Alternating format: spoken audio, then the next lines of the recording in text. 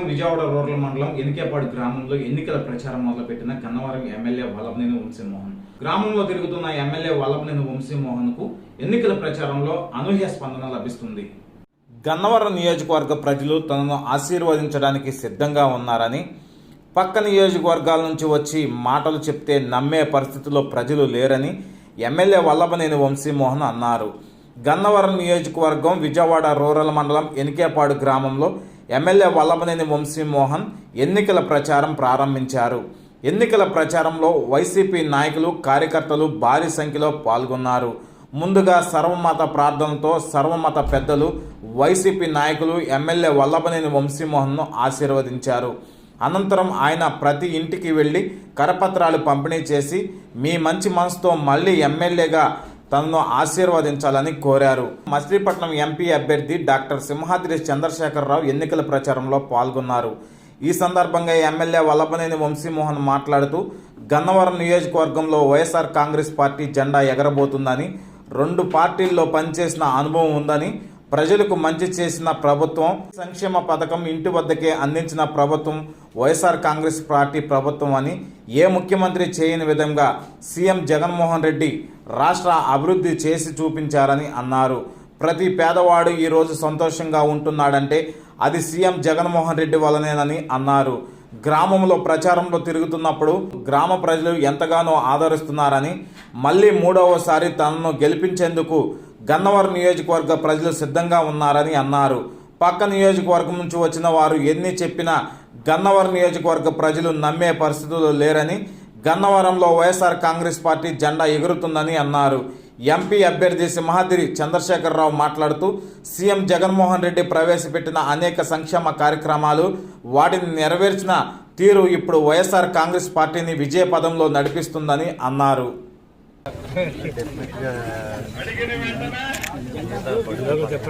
అన్నీ కూడా వాళ్ళకి సహాయం చేయడం, వాళ్ళ ఆత్మగౌరవంతో వాళ్ళ కాళ్ళ మీద వాళ్ళు ఇదివరకు అలాగా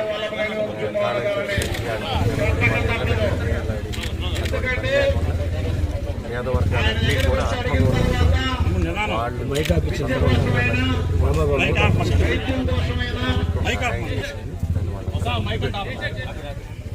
భవిష్యత్తులో కూడా జగన్మోహన్ రెడ్డి గారి మీద వాళ్ళందరికీ సార్, ఇప్పుడు మీరు 2 టర్ములకి ఎమ్మెల్యేగా చేశారు, పబ్లిక్ వెళ్తున్నారు, ఈసారి 3వసారి రెడీ అవుతున్నారు.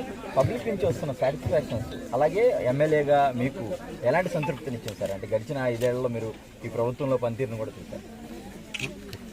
డెఫినెట్గా సాటిస్ఫాక్షన్ ఇండెక్స్ ఎక్కువ ఉంది. ఎందుకంటే ఈ ప్రభుత్వంలో అలానా పథకం రాలేదు, ఎంతమందికి సహాయం చేశారు, నాకు చేయలేదు అనేది కూడా చాలా తక్కువ. ఎక్కడో ఒక 1% టెక్నికల్ ప్రాబ్లమ్స్ వల్ల ఇది కలిగితే 99% వాళ్ళు అర్హులు అయి ఉంటే వాళ్ళు ఏ రాజకీయ పార్టీ వాళ్ళైనా కులం కానీ మతం కానీ లేకపోతే ఎటువంటి విభేదాలు లేకుండా, తరకం భేదాలు లేకుండా ఈ ప్రభుత్వం సహాయం చేయడం జరిగింది.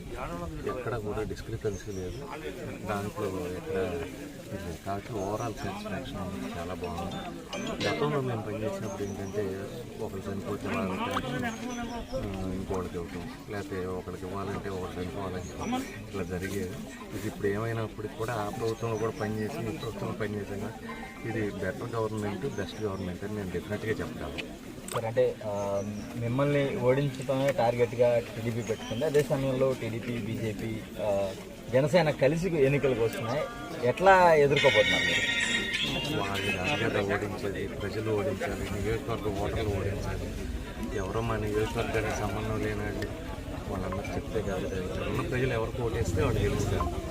ఖచ్చితంగా వీళ్ళందరూ వైసీపీ పార్టీని, జగన్మోహన్ రెడ్డి గారిని, చంద్రశేఖరరావు గారిని వీళ్ళందరూ కూడా ఆశీర్వదిస్తారని నమ్మకం.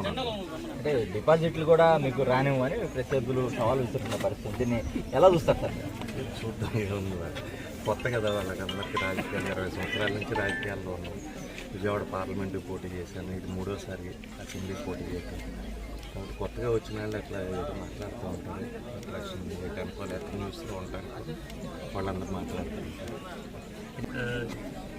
నాకు ఏం పెద్ద భయం ఏం లేదు, ఎందుకంటే ఈ ఒక్క గన్నవరం నియోజకవర్గానికి గత 5 సంవత్సరాలు అంటే 2 ఏళ్ళు కోవిడ్ తీస్తే ఎంత వచ్చి ఉంటుందంటారు మీ ఉద్దేశం?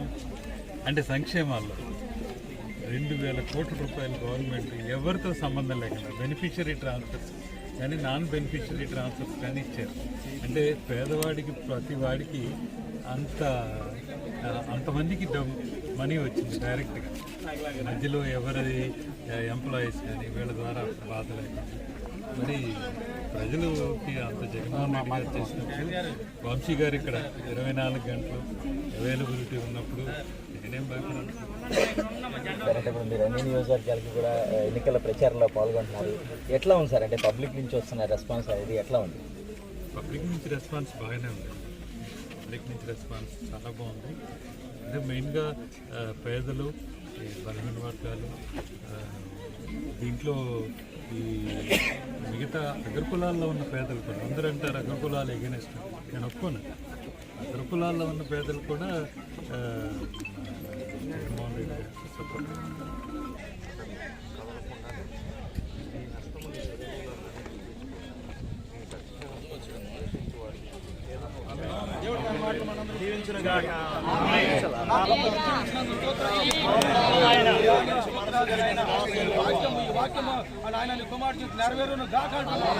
అయ్యో నాయన ఇవ్వండి నీ కుమారుడు నాయన మంత్రిగా మీరు చూడాలని ఆశిస్తున్నాను. అయ్యా ఇప్పుడు జరగబోయే ఎలక్షన్ నాయన మీరు తోడు క్రీస్తు ప్రభు వారి యొక్క కృప, పరిశుద్ధాత్మ తండ్రి అనే దేవుని దీవెన ఆశీర్వాదం సర్వదా తోడి నడిపించి జయమాను గ్రహించును గాక.